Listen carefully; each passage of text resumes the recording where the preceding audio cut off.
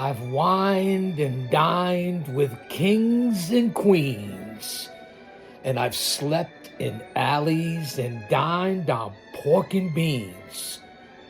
Welcome back to Chaos Corner, coming to you live to tape from Chaos headquarters here in the lounge. Fans, kick back and relax. We have a special edition of the show today. It's going to be the A&E biography of the American Dream, Dusty Rhodes. Perhaps the best biography I've seen on A&E since its inception. Now we're going to start off with a little news and notes before we get into the biography on Dusty Rhodes, which aired, I believe, this past weekend on Sunday. Here we are on a Friday morning with your old buddy, the GOC. And I'll say that to say this because I tell it like it is. Follow me on all social media platforms, and you know what they are. Here on the mothership, on the YouTube channel, Guardian of Chaos. Just go over to your mobile device or your laptop and punch in Guardian of Chaos, and that will bring you here to the YouTube channel. Follow me on Instagram, The Guardian of Chaos. Follow me on Facebook, where there's 2 accounts. That's right, there's 2. I had to have it for all my social media and stuff that I'm trying to promote. The first account is Jay Brony. You get it. Jabroni. Jay Brony. And then Prodigio Fidelis El Guardian. Follow me on Twitter in real time at Big Daddy GOC. And the GOC stands for the Guardian of Chaos. Follow me on Gitter, Gab, Truth Social, Rumble. I cover it all in the IWC because it's me. One man. Unique, unedited, unscripted, no Patreon, no paywalls, no super chats. What you get is what you see. So sit back and relax. We're going to bounce off all those other social media platforms and come back to here, Guardian of Chaos on YouTube. Leave a comment. Come on back, man. All right, fans. Thanks for coming back to the channel. I just want you to grab your breakfast sandwich, your omelet, your coffee, your tea, your water, whatever kind of beverage it is that you have, and kick back and relax. I'm going to give you a couple of news and notes and my personal connection with the American Dream. For as small as it was, there was a connection with the American Dream, Dusty Rhodes, and yours truly. A double shot of espresso this morning. So you know I'm banged up and I'm amped up because I actually watched a biography with my wife last night, and it brought tears to her eyes. And she's not even a pro wrestling fan. And I got to admit, I welled up a couple of times myself. If you don't on this one, then I don't know where you are as a human being. And you see that we are currently living in hard times. Walk in faith. No fear. Stay close to your family and friends. Nothing is guaranteed. Tomorrow's not guaranteed. The next minute isn't guaranteed. Stay close. Situational awareness. And again, pray, repent, prepare, repeat. Jesus Christ is coming back soon. Don't be caught dead without him. And that's a shoot. So let me get off my public service announcement, my PSA for those here on the channel. Let me have a sip of the espresso. And again, the opening monologue, Dusty Rhodes, The American Dream, the biography, The Midnight Rider. So I'm going to give you a couple news and notes, then we'll hop into the review. I expect us to be here for, I don't know, at least 45 minutes. So, as I said, let's enjoy.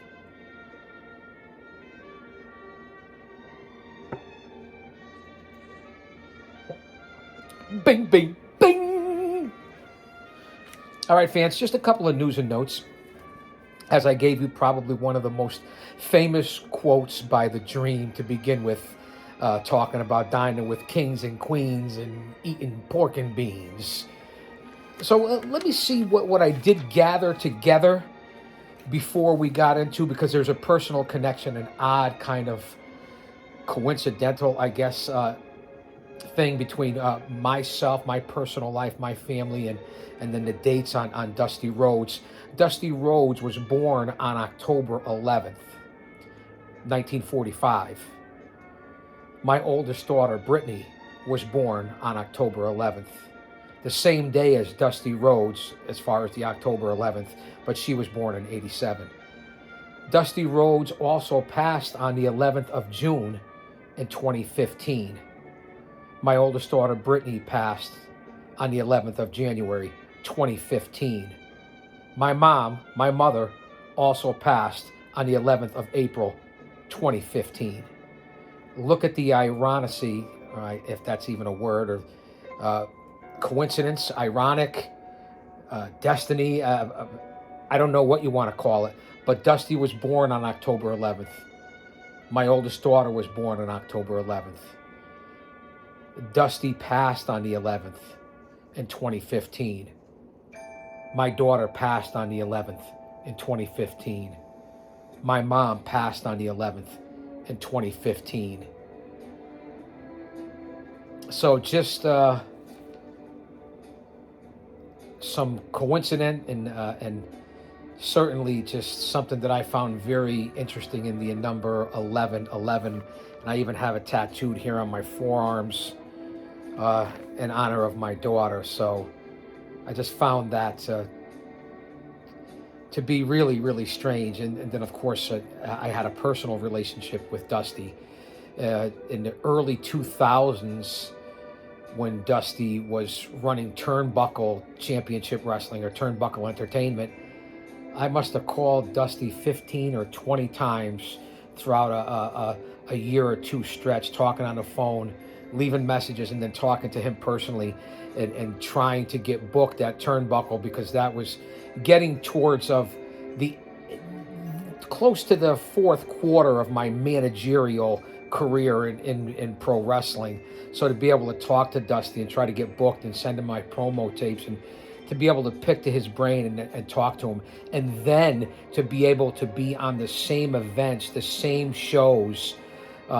Later on that year, when Dusty first started with Turnbuckle in 2000, I believe, I was also did some security work and had a lot of connections and was hoping to sign with ECW, WCW, or the WWF. I sent my promo tapes to everyone from Power Pro Wrestling to Memphis to Florida, to every group that you can think of, especially here in the greater tri-state New England Northeast area, even to Jim Ross up at the WWF, JJ Dillon, different guys that I had talked to and sent tapes, hundreds of tapes back in the VHS era.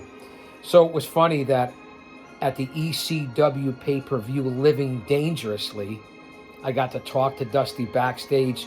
I believe he wrestled Steve Corino that night in a Texas bull rope match, if I'm not mistaken. And then Dusty and I talked in the back, and then we met out in the parking lot by the trailers. And always take that picture. I see a lot of people online, the whole big thing lately is take the picture, take the picture. Oh, don't take the picture. You're going to be a mark, this, that. Take the picture.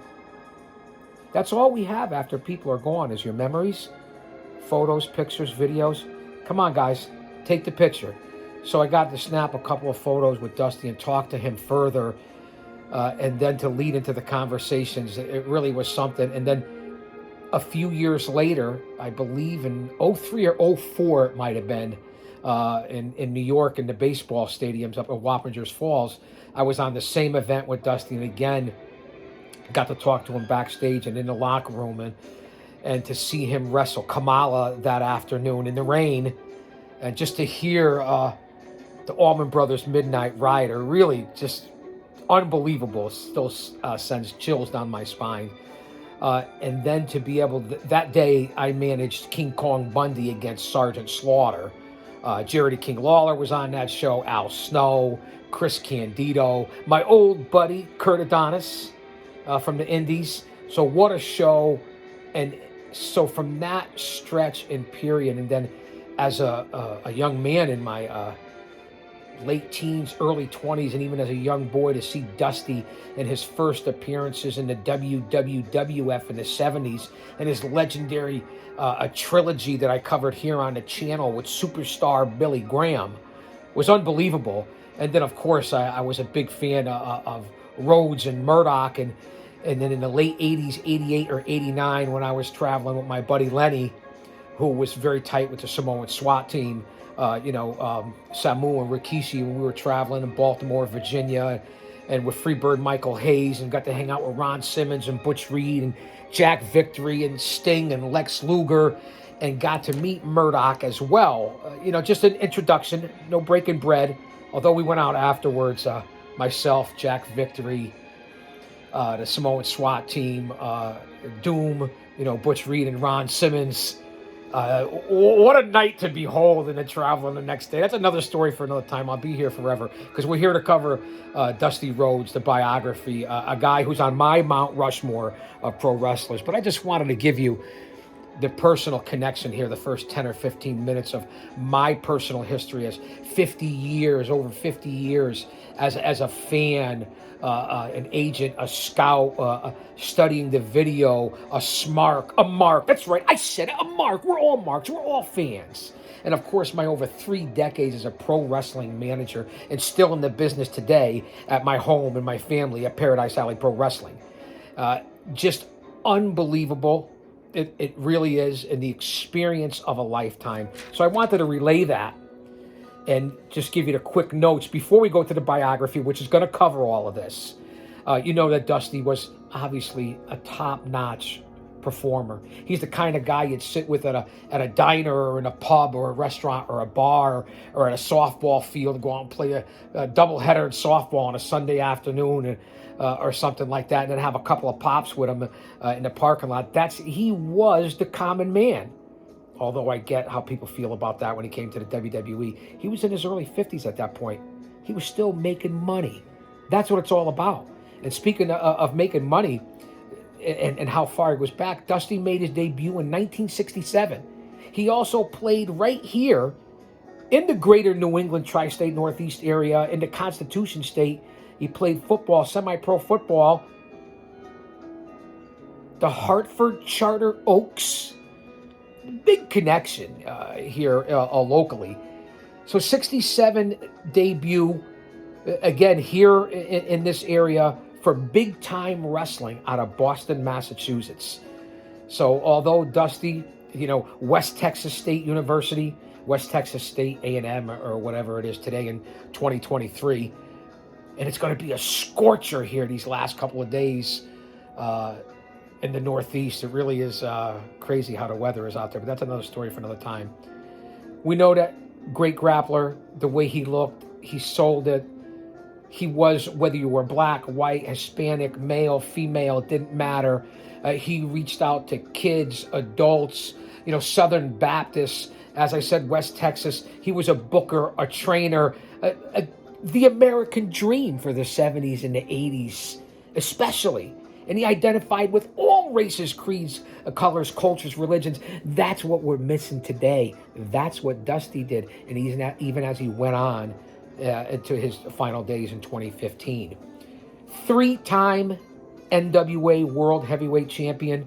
I believe the 3 he defeated, originally Harley Race, who I had my own conversations with, trying to get out to World Legion out in Missouri, where Harley was, talking to him on the phone. What a pleasure and honor that was. World Legion or World League it was when I was trying to get out there with Jack Master John Diamond. Diamond made it out there and worked for Harley. He also defeated Terry Funk for the world title. Now, you know my history with Terry Funk. Was able to work with him for the World Wrestling Zone at the Hammond, Indiana Civic Center back right after 9/11, a few months afterwards. Managed Josh Matthews from Impact Wrestling in his debut match that night, and with the Stephen Larry Gligorovic, Heaven and Hell, the Twin Turbos. Unbelievable men, unbelievable guys, and unbelievable workers who worked with everyone from the Road Warriors on down from the WWZ. And my good friend Justin Price back in the day, a.k.a. Justin Roberts, WWE Best Seat in the House, the best-selling book. I was lucky enough to be in Chapter 5. Thank you, Justin, for putting me over. And, of course, the AWA Superstars, the infamous group there with Dale Gagne and the Ilk. But what a show that was, and working with Terry Funk and taking the chair shots from Funk. He kicked, did I say Funk? You know what Bully Ray said to me, right? Give the Guardian of Chaos 5 spots. He'll fuck up 4 of them. I'm proud of that. Bully Ray's one of the loudest voices in the IWC right now. Tremendous on Busted Open Radio. So, and then of course, so that's my connection to race, Terry Funk with Dusty. That's why we're here. That's why I try to make it this channel. Like, subscribe, leave a comment, get us in the algorithm, inbox me, email me. And this is what I try to be unique in what I bring to you, not only from here in my home in Chaos Corner, and again, Raw Dog here on the show, on a reality series, if you will, truth to facts right here, facts to truth. And I'd like to give you my spin and not just make it about that, but my personal connection in the business and who I've been with, and been in the ring with over 30 WWE Hall of Famers. And speaking of that, because I happen to work with them, I was fortunate and blessed to be able to work with all these guys, the Bushwhackers, Butch and Luke. And so rest in peace, Butch from the Bushwhackers. And thank you, Sheep Herders. The match we had, a tag team match that I can remember with the Bushwhackers, it was Luke and Butch. And again, unbelievable bout against myself. I led to the ring that night. Sledge, that's right, the unbelievable hardcore Sledge, and Flash Wheeler. What an unbelievable team and grappler. What a night that was. Jammed to capacity. So rest in peace, Butch. And also a local guy and a DJ, a club promoter, a friend who knew a lot of people in this area in the indie scene. He was a manager. And a big shout out and a rest in peace to family and friends of Eric Moon, a.k.a. Eric Essex. So I just want to give my prayers and condolences to those out there. Butch and Eric with the personal connection on the independent scene. We're all a family and a brotherhood. So again, 3-time NWA champion for Dusty, Harley Race, Terry Funk, Ric Flair. He was the U.S. champion in WCW when Crockett took over. Multi-TV champion, 6-man tag team champion, I believe, with the Road Warriors as well.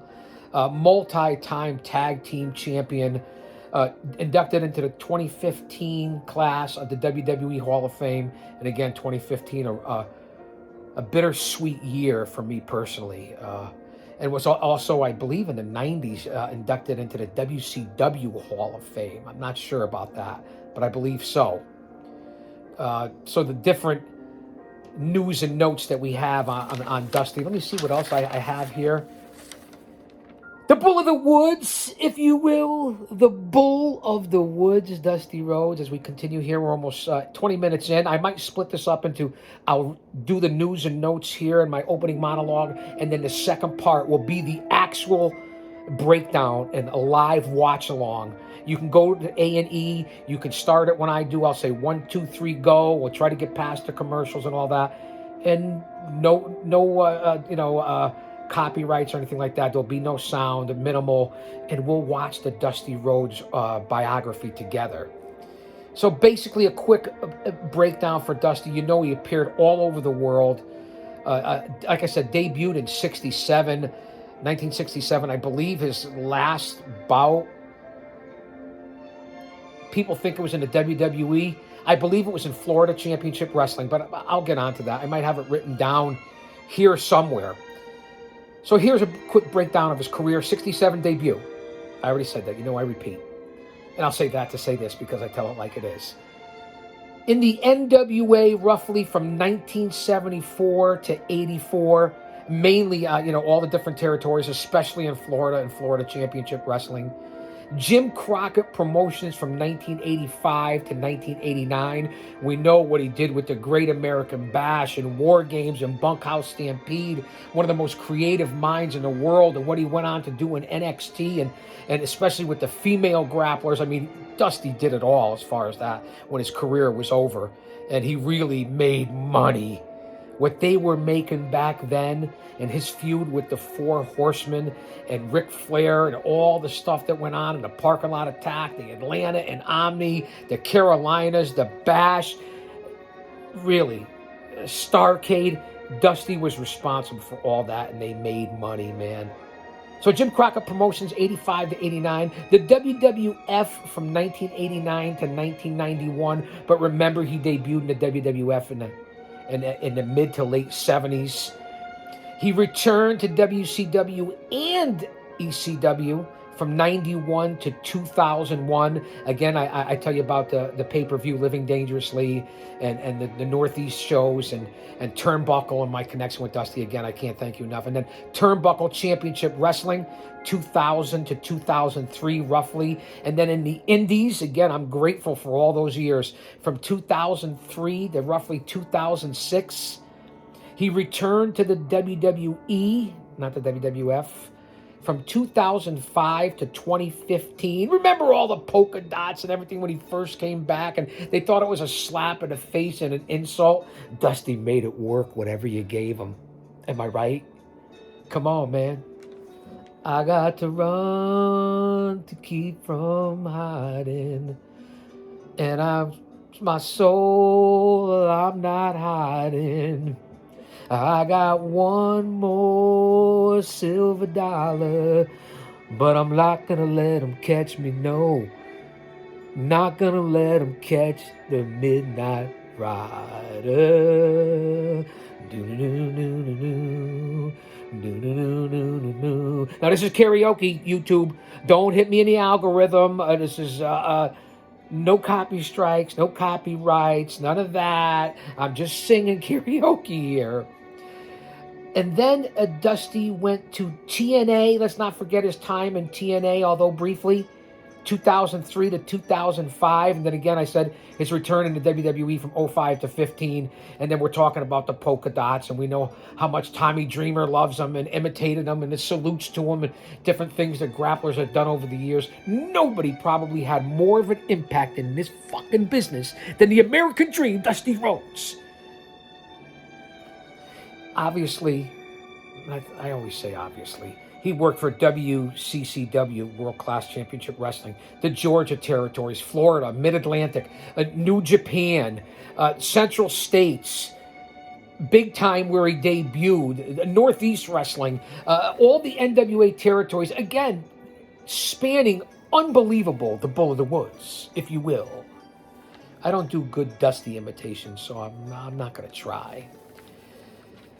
Now, there's also an autobiography out that came out in 2005. Again, we're in 2023, so April of 2023 to be exact. And look who makes an appearance. My right-hand man, the boy, Emilio. He's got a birthday coming up in a week or two. And he's always here when it comes to pro wrestling. He really is something. And he's a big fan of Dusty Rhodes as well. So go out and get The American Dream. It's been out for a while. Reflections of an American Dream, the 2005 autobiography. And here we go. My mind's like a lazy Susan. It will come back around. Florida Championship Wrestling. Dusty, Goldust, and Cody against Kurt Hawkins, Trent Beretta, and I'll have to look at notes for this one. So Stan, boy, can you help me out? Amelia. Oh, Sol Emilio, it's my boy Emilio, Sol Emilio, the boy.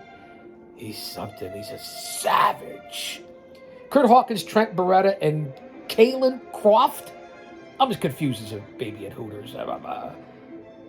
So I don't know. But that was his last match in FCW, Florida Championship Wrestling. So fans, sit back, kick back, relax.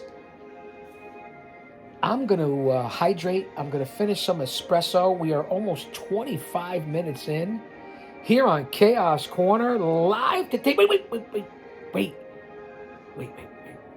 I'm live. But I am taping this. Fuck it. You guys get it, right? Don't go anywhere. Come on back. We're 25 minutes in on this first part. Dusty Rhodes A&E biography with the Guardian of Chaos and Emilio. Don't you dare miss it. Oh, wait. Before I go, a big shout out to my buddy over at Sweet Heel CBD, sweetheel.com, Mr. Hempelstiltskin. You're not going to want to miss that product. CBD Life for all your products. SweetHeal.com. Sweet Heel CBD and Mr. Hempelstiltskin. Balms, lotions, tinctures, edibles, gummies, flour, locally owned, locally grown, legally licensed, associated with everything from pro wrestling to the UFC and sports in general. It's the wave of the future. Wellness, health, clarity, purity. Coming from the old man brand, the GOC. All right, Sweet Heel CBD. I think that rhymes. Say goodbye, Emilio. All right, come on back, fans. Chaos Corner, #1 in the IWC, because it's me.